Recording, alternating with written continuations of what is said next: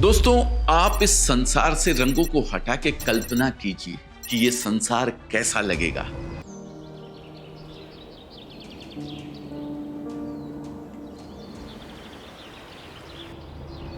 क्या यह रंग केवल बाहरी दुनिया की सुंदरता के लिए हैं या फिर हमारे अंदर भी कुछ बदलाव करता है? क्या आप जानते हैं कि होली सिर्फ भक्त प्रहलाद के लिए नहीं मनाई जाती? भारत के अलग अलग कोनों में इसके चार और भी बड़े कारण हैं जो लोगों को नहीं पता है।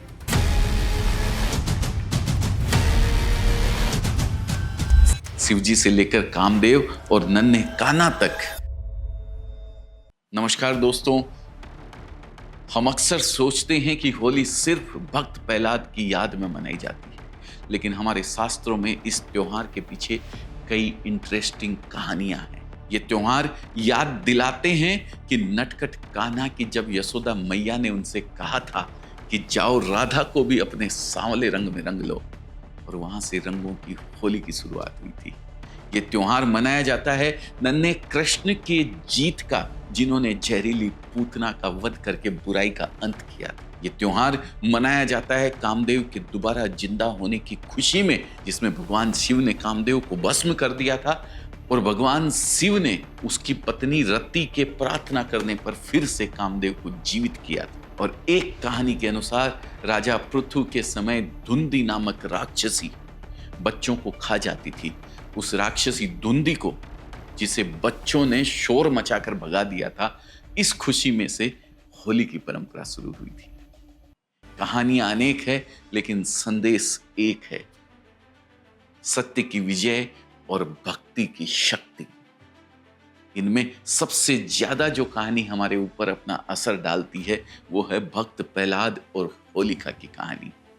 हम सब बचपन से होलिका और प्रहलाद की कहानी सुनते आ रहे हैं, लेकिन हम अक्सर कहानी तो याद रखते हैं पर उसका असली मूल मैसेज भूल जाते हैं। आज इस वीडियो में कहानी की वो बात बताऊंगा जो आज के टाइम में हमारी और आपकी जिंदगी के लिए बहुत जरूरी है। एक राजा हिरण्यकश्यप था। उसे एक बीमारी थी जो आज भी बहुत लोगों को है, अहंकार। उसे लगता था कि मैं ही भगवान हूं, लेकिन प्रकृति का नियम है, जो जन्मा है वो जाएगा। जब उसको अमरता नहीं मिली थी तो उसने अपनी चालाकी दिखाई। उसने ब्रह्मा जी से एक ऐसा वरदान मांगा जो उसके लिए एक सुरक्षा कवच जैसा था। उसने मांगा कि न मैं दिन में मरूं, न मैं रात में, न घर के अंदर न घर के बाहर, न किसी इंसान से न किसी जानवर से, न अस्त्र से न शस्त्र से, न जमीन पर और न आसमान में। उसे लगा उसने मौत को धोखा दे दिया है। उसने अपने राज्य में भगवान का नाम लेना बंद करवा दिया। लेकिन दोस्तों, कुदरत का नियम है, जब किसी भी व्यक्ति का अहंकार हद से ज्यादा बढ़ जाता है तो उसे तोड़ने वाला भी उसी के घर में जन्म लेता है, और वो था उसका बेटा प्रहलाद। सोचिए, पिता कहता था मैं भगवान हूं, और बेटा कहता था नहीं, भगवान वो है जिसने हम सबको बनाया है। हिरण्यकश्यप ने अपने ही बेटे को मारने की क्या क्या कोशिश नहीं की। पहाड़ से फिकवाया, हाथियों के पैरों के नीचे डाला, जहर दिया, लेकिन प्रहलाद के पास कोई हथियार नहीं था। उसके पास सिर्फ एक चीज थी, भगवान पर उसका अटूट विश्वास, एक अटूट भरोसा कि मेरा रक्षक मेरे साथ है। जब सारी चालें फेल हो गई तो एंट्री हुई उसकी बुआ होलिका की। होलिका के पास ब्रह्मा जी का एक वरदान था कि वो आग में नहीं जल सकती थी। प्लान ये था कि होलिका प्रहलाद को गोद में लेकर आग में बैठेगी, प्रहलाद जल जाएगा और होलिका बच जाएगी। आग जली, लेकिन हुआ इसका उल्टा। प्रहलाद तो बच गए, और जिसे अपनी ताकत पर घमंड था वो होलिका जलकर राख हो गई। ताकत या वरदान का उपयोग जब जब गलत तरीके से किया गया तो उसका परिणाम उल्टा ही साबित हुआ है। दोस्तों, बुराई चाहे कितनी भी ताकतवर हो, वो अपनी ही जलाई हुई आग में जलकर भस्म हो जाती है। अपनी बहन के मरने के बाद भी हिरण्यकश्यप का गुस्सा शांत नहीं हुआ। बल्कि और ज्यादा भड़क गया।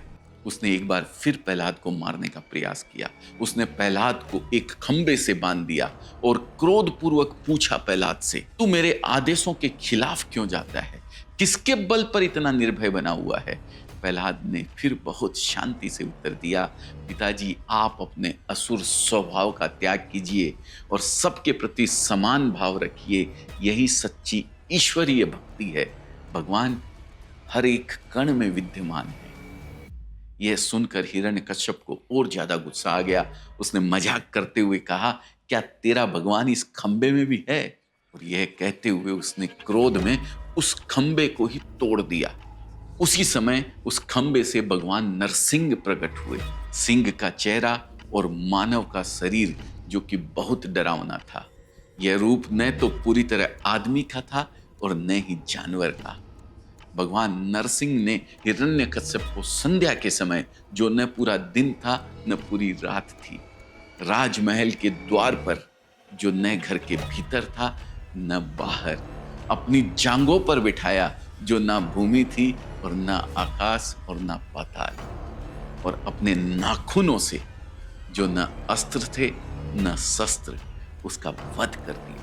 इस प्रकार ब्रह्मा जी के वरदान की प्रत्येक शर्त का पालन करते हुए भगवान ने अधर्म का अंत किया। तो दोस्तों, ये कहानी हमेशा 4 सीख देती है, 4 सावधानियां रखने को सिखाती है। कहती हैं कि ब्रह्मा जी से प्राप्त वरदान ने हिरण्यकश्यप को अहंकार से भर दिया। यह कहानी हमें सिखाती है कि बहुत ज्यादा कॉन्फिडेंस जब ईगो में बदल जाता है तो वह व्यक्ति के पतन का कारण बनता है। दूसरा, हिरण्यकश्यप लालच, घमंड, वासना, असत्य और हिंसा का प्रतीक था। इसलिए यह कहानी हमें सिखाती है कि इन बुराइयों को छोड़कर ही मनुष्य शांति से जीवन जी सकता है। तीसरी सावधानी में हमें हमेशा ध्यान रखना चाहिए कि अपनी प्रशंसा हमें अंधा बना देती है। हिरण्यकश्यप इतना स्वार्थी हो गया था कि वह सही रास्ते को समझ ही नहीं सका और भ्रम की दुनिया में जीता रहा। चौथी और अंतिम सावधानी हमें यह मिलती है कि जीवन के कठिन से कठिन समय में भी हमें धैर्य और ईश्वर के प्रति अपने विश्वास को जिंदा रखना चाहिए। दोस्तों, अंत में मैं आपसे इतना ही कहना चाहता हूं कि सच्ची श्रद्धा पर्वतों को हिला देती है।